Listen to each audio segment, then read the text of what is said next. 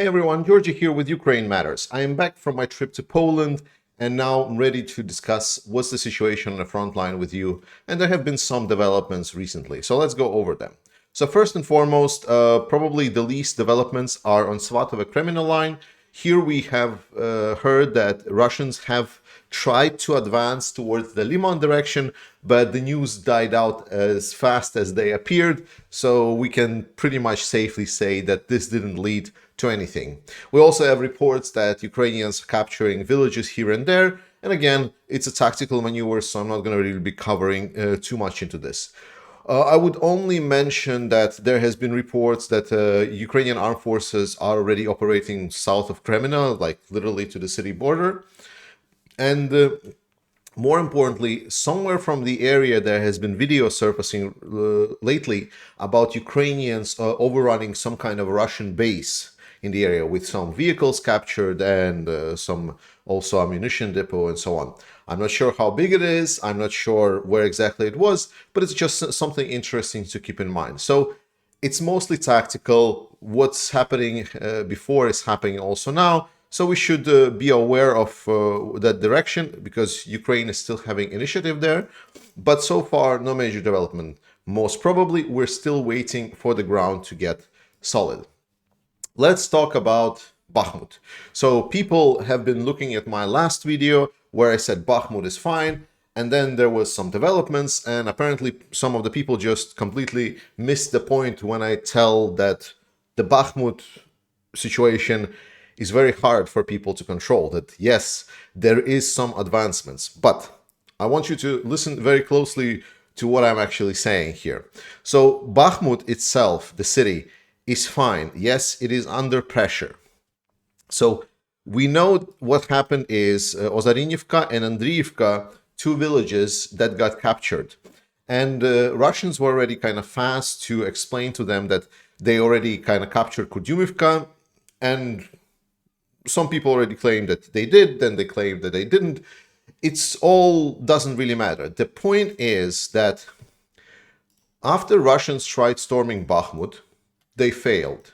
Then they tried kind of, going around Bakhmut from the north and going around the south, around Opitne, Ivangrad. And again, they're being stopped in these areas. So Russians said, okay, let's go even further away from Bakhmut and now go to Kurdyumivka, Andriivka. So they are going multiple tens of kilometers away from the city proper.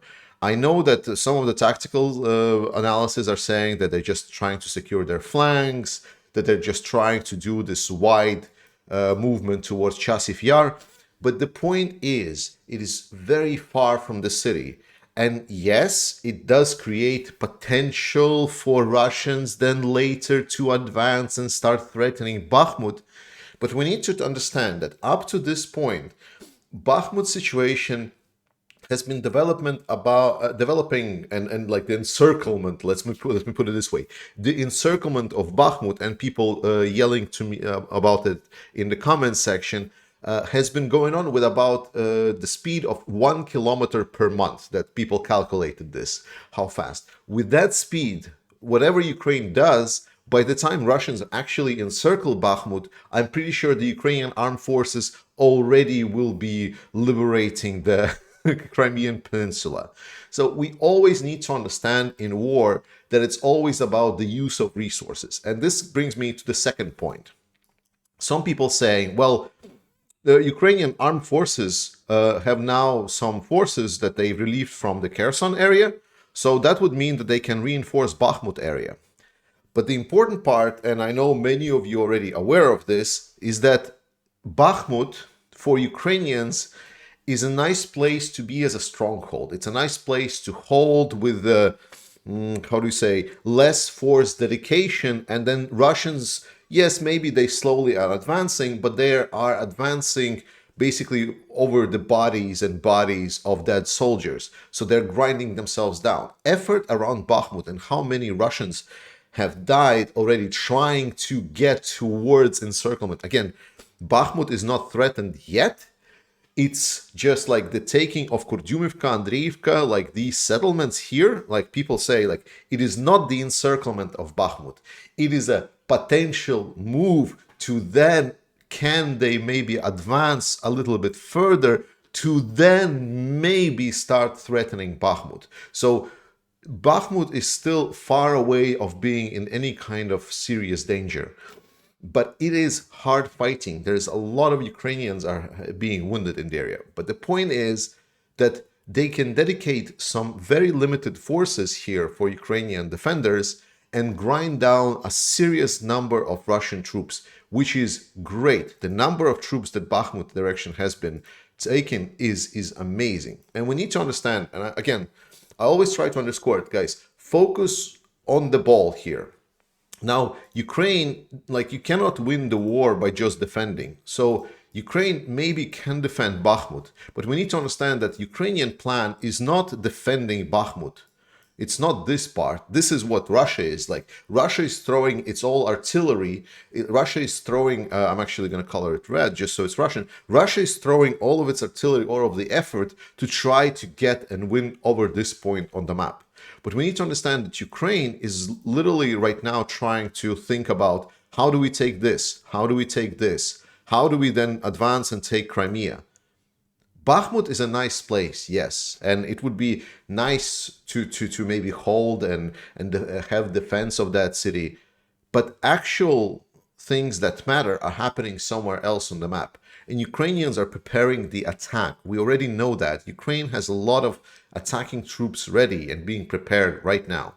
There's actually been message that potentially some kind of a blackout of the media is coming, but I'm still yet to hear the actual concrete confirmation for it.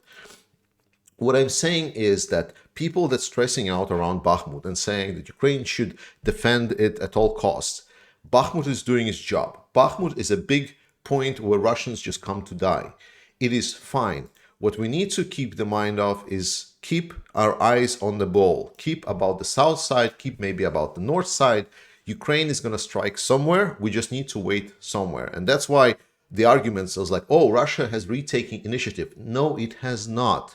Ukrainians just needed time to prepare, to measure up their plans, to see where the Russia will have troops, to assess where the weak points are right now, where precisely Ukraine needs to strike and how it can do it, to then, when the frost kicks in and the ground is solidified enough, Ukraine will start its campaign.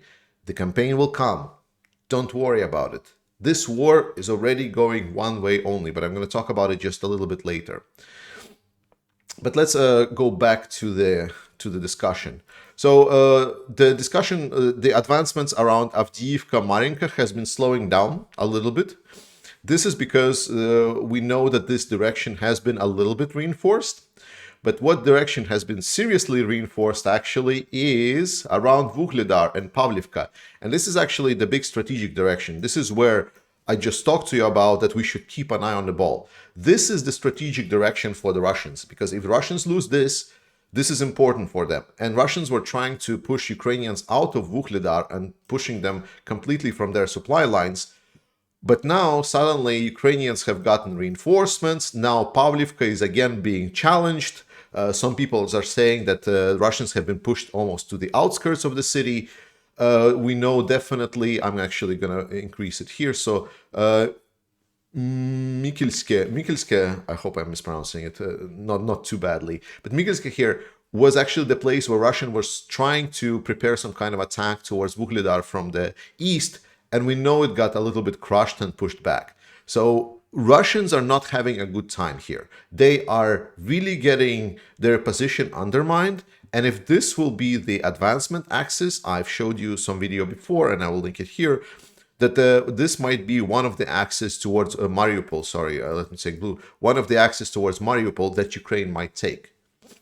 So we need to always keep an eye on the big strategic map.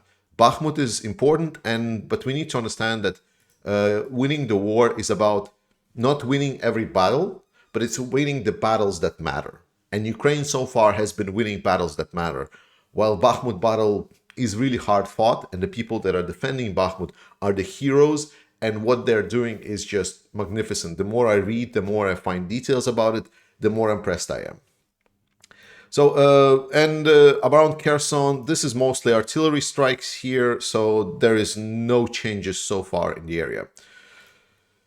And here I'm probably going to stop the map overview. If you were here just for that, thank you so much for watching. See you next time. And I'm going to jump into my vlogging camera. So let's talk. So I already started talking about some of the ideas about the fact that people just don't keep the track on the big ball, the strategic ball. This is what a lot of Russian propaganda is trying to achieve. They want you to focus on some kind of small local battles where they say that if they take or lose this particular settlements, then the war is going to be over. This is not what, for example, Ukraine is doing. Like, think about Svatova direction, right? We have videos now showing that I just said that there's some settlements are being captured by Ukrainians. We have videos showing that some kind of base that was belonging to Russians has been overrun. But it's not being propagated in media. Whereas Bakhmut situation is always like, okay, Bakhmut is getting captured, Bakhmut is getting captured. Like, Russia is creating this whole fuss about this. And what I've noticed is that people that talk about, for example, Bakhmut being captured are very often the same people that were telling for months that Kyiv is about to be encircled. And then when that failed, the Kyiv didn't get encircled, they started talking, okay, Kharkiv is now going to get encircled. You know, it's like they're going to take Kharkiv now that they've taken forces from Kyiv. So then that didn't pay out. So the Kharkiv got pushed out. Then they said, okay, so now they're gonna collapse the line from Izium, and then from the south side they're gonna take it over, and that also didn't materialize. Then the Izium fell, and then they say, okay, then Kherson offensive is never gonna come. There's never gonna be a counteroffensive in Kherson, and then Kherson fell again, and now they're like, okay, but Bakhmut is gonna get captured right now. And I've thought about this a lot, and I still think that fundamentally it stems from the same problem that I've been discussing a lot. Like, people tell me, Georgie, you're discussing the same thing again and again, but it is exactly because of this. All of these points are fundamentally coming from the same place. It is the place where a lot of Westerners, we still cannot get our obsession with Great Russia. A lot of us have already passed over that stage, and we see Russia for what it is. It is a state that is completely corrupt, that it's not a great power. It never was. It was just a facade. And the Putin is not a master strategist. He's just a clown that literally don't know how to command armies because he's too worried about his personal image and how his population sees him. But there are some people that were at some point believing that, hey, maybe Russia actually has second army somewhere hidden, that it was some kind of great power, you know, that Ukraine is actually, like, they never experienced Ukraine. And there was a lot of different people. It was people both in the Western political leadership. It was people both in Western military professionals that were analyzing it. And they still are. And it feels for me that a lot of people are still trying to justify their belief, you know, like trying to say, like, I kind of logically think that I was wrong, and I already accept that technically, but there is still some kind of this underlying desire for the people to maybe get some justification about this. Like, no, it's actually like, you know, it's like Russia is already capturing Bakhmut, you know, it's like the Russians, like Ukrainians will not hold this. It's not that they want Ukraine to lose. It's just a lot of people have been proven wrong, and no one likes to be proven wrong.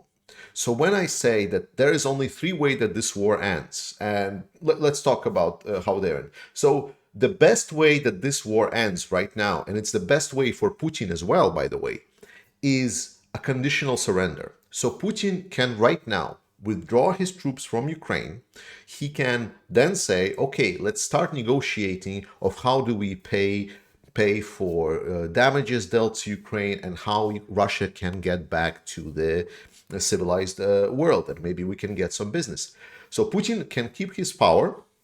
He can use whatever reserves of armies to suppress any kind of public dissentiment in his country, and he can still negotiate with the Western powers about how his future will go on. Then there is the second option, which is less favorable for Putin. This is something that, for example, I think US is trying to achieve. It's unconditional surrender of the Russian forces.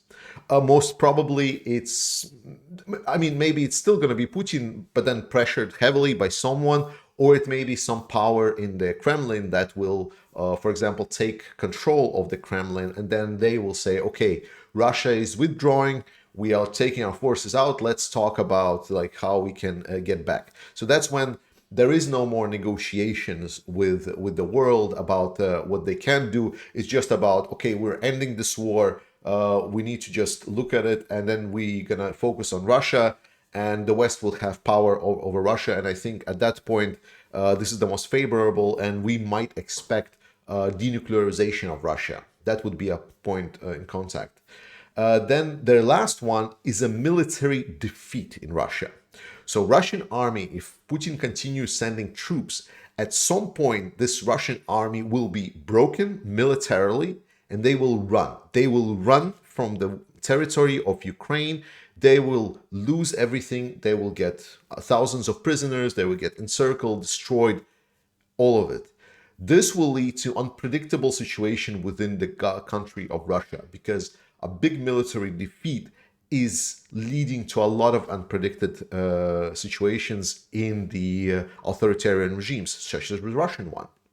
And this is probably not a very desirable situation because A, it prolongs the war, and B, it has a lot of unpredictability associated. So it's not completely known which kind of parties will take strength in Russia after the dust settles. Maybe it will be Putin's regime with some of his friends that will still hold the power, but it will definitely be some kind of bloody conflict that will ongo. And this is something I think US and allies are trying to avoid. But there is obviously people that say, no, no, no, Russia can still do something.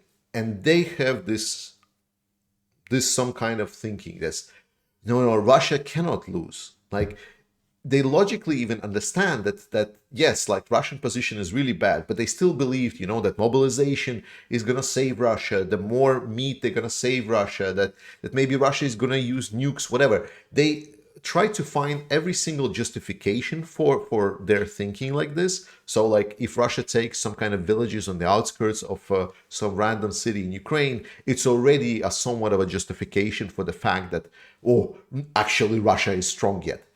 But the fact is that a lot of modern analysts that were actually predicting how this war is going to go, and they were stating exactly almost step by step, and even the timeline was stated out by those analysts very, very accurately. They're saying in one voice only one thing: Russia is heading for a military defeat unless Putin conditionally or unconditionally surrenders.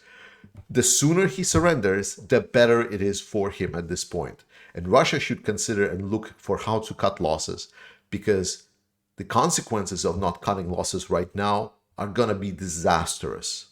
First and foremost, for Putin himself. And I want to say thank you for watching. I'm glad to be back. I'm going to make more videos. Big thanks to the Patreon subscribers. Big thanks to supporters. I'm donating at least 50% of profits of this channel to Ukrainian army, but I would donate or subscribe and do so on Patreon only if you also want to support me. If you really want to support Ukraine, first comment in the description of this video. Guys, those are verified sources where you can donate to the actual people in need in Ukraine if you're into humanitarian stuff, or directly donate to the Ukrainian military needs. Thank you so much. I love you all. Slava Ukraini.